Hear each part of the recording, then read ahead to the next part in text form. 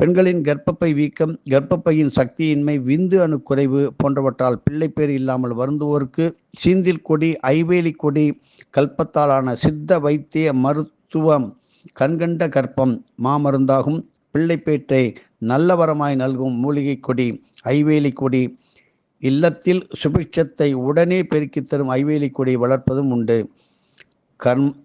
கர்மரங்க சித்தர் வழிபட்ட மூலிகா வைத்திய சக்தி தலங்களிலே தஞ்சாவூர், திருக்கருகாரும் அருகில் உள்ள சுரைக்காயூரும் ஒன்று என்பதை தெரிந்து கொள்ளுங்கள். சுரைக்காயூர் கிராமத்தில் ஸ்ரீ புஜபதீஸ்வரர் மருதீஸ்வரர் ஆலயத்திற்கு இடப்புறமாய், அதாவது கோயிலுக்கு வடக்கு திசையில் வயல்வெளியிலே ஊடே நடந்து நீங்கள் செல்லும்போது சிறு தூரத்தில் வெட்ட வெளியில் கருவை மரங்களின் இடையே ஒரு சிவலிங்கத்தை தரிசிக்கலாம்.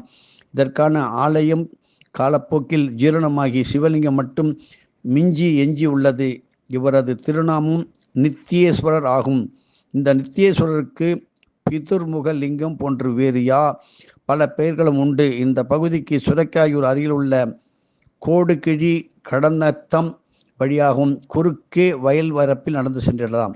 பண்டைய காலத்தில் இந்த சிவலிங்கத்திற்கு தினசரி நித்திய பிரதோஷம் வழிபாடும் இரவிலே நித்திய மாத சிவராத்திரி வழிபாடும் இங்கு சிறப்பாக நடந்து வந்ததால் சுவாமி நித்தியேஸ்வரர் என்ற பெயர் பொருத்தமாக இருந்தது. சந்ததி விருத்தி, பிள்ளை பேற்றுக்கு பித்திருக்களின் பல கோடி சாபங்கள் நீங்கி அப்படி அது அவசியம் என்பதால் தம்பரத்தை என்கின்ற பழம், மாதுளம் பழம், சீந்தில் கொடி சக்தி லிங்கமாக நித்தியேஸ்வரருக்கு அபிஷேகம் செய்து வழிபட்டு வம்ச விருத்திக்கு பெரிதும் அருளும் புரியும் அற்புத சிவாலயம். பொதுவாக மகா சிவராத்திரியை ஒட்டி தை, மாசி, பங்குனி மாதங்களிலே தம்பரத்தை பழங்கள் கிட்டுவதால் இது ஸ்டார் பழம் என்று சொல்வார்கள்.